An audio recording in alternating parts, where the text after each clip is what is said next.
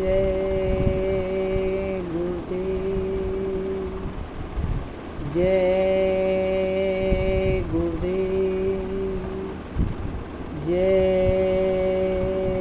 गुरुदेव। आज आपके सामने जिस घटना का मैं जिक्र कर रही हूँ वो उस समय की है जबकि स्वामी जी ने एक कार्यक्रम काशी में गंगा के उस पार रखा था जिसमें 2 करोड़ आदमियों की संख्या थी। ये कार्यक्रम सतयुग आगमन की तैयारी के लिए किया गया था, जिसमें भोले बाबा ने स्वामी जी से कहा था कि मैं भी इस कार्यक्रम में उपस्थित रहूँगा। यह कार्यक्रम सन 1979 को 15 फरवरी से लेकर 25 फरवरी तक था। हम सभी भी इस कार्यक्रम में शामिल हुए थे।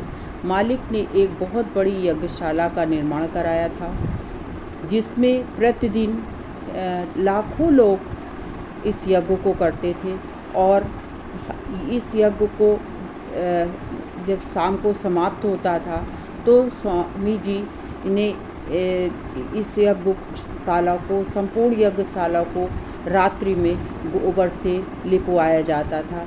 स्वामी जी ने इस यज्ञ का नाम सतयुग आगमन साकेत महायज्ञ रखा था।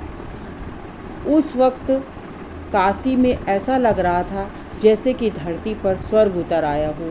काशी के लोग इस कार्यक्रम को देख करके अभिभूत हो रहे थे और प्रशंसा कर रहे थे।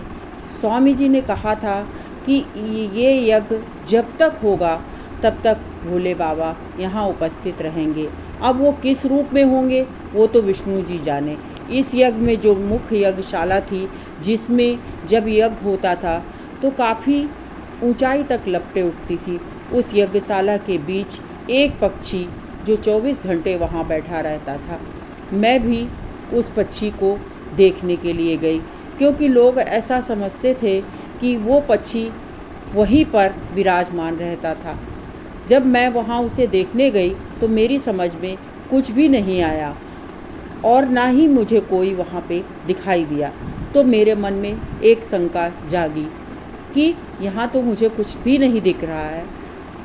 ऐसा मेरा सोचना ही था कि वहाँ पर जो घास और बांस की सहायता से यज्ञशाला के ऊपर जो गुंबद बनाया गया था वहीं पर एक बांस से उतरकर दूसरे बांस की ओर एक पक्षी आकर बैठा और उसने जैसे ही गर्दन मोड़कर मेरी तरफ देखा मुझे बड़ा आश्चर्य लगा।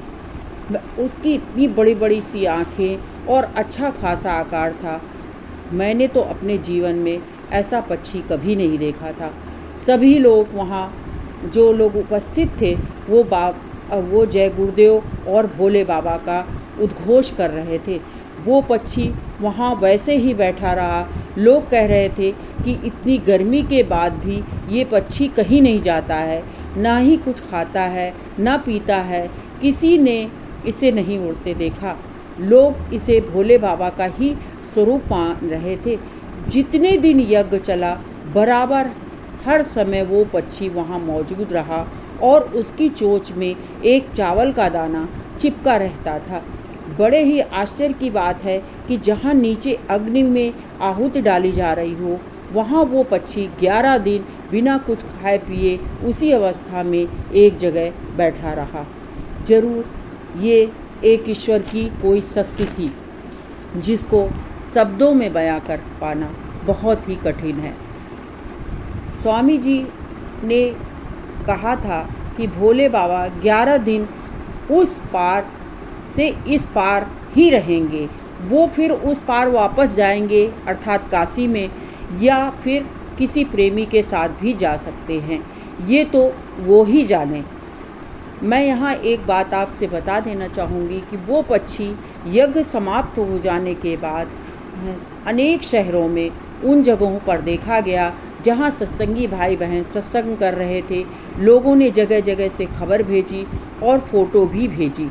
ये घटना आपको भले ही कुछ अटपटी लगे पर मेरी आंखों ने जो देखा वो अकल्पनीय था, जिस पर स्वामी जी के एक एक शब्द सत्य साबित हो रहे थे, जिन्हें कभी झुटलाया नहीं जा सकता।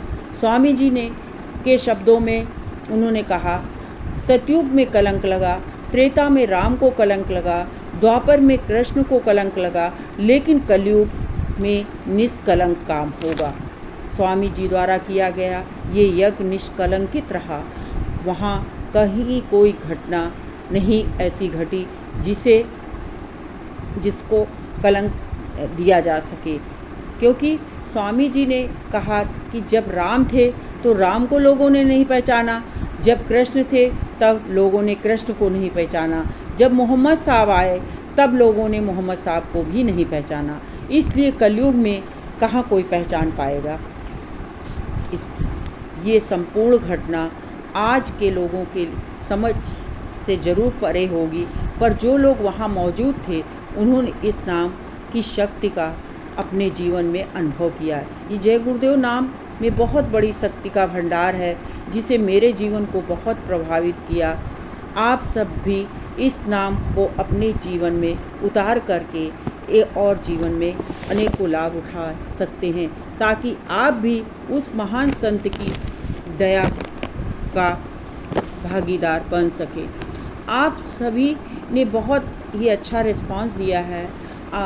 मैं चाहती हूँ कि आप सभी शाकाहारी रहें और इस श्रृंखला को आगे शेयर करके इस नाम को पहचानें, क्योंकि जब राम थे तब राम का नाम नहीं था, जब कृष्ण थे तब कृष्ण का नाम नहीं था, और जब मोहम्मद साहब आए तब मोहम्मद साहब का नाम नहीं था, जब ईसा मसीह थे तब उनका नाम नहीं था, और जिन्होंने उनको उस वक्त पहचान लिया उनका आज इतिहास गवाह है।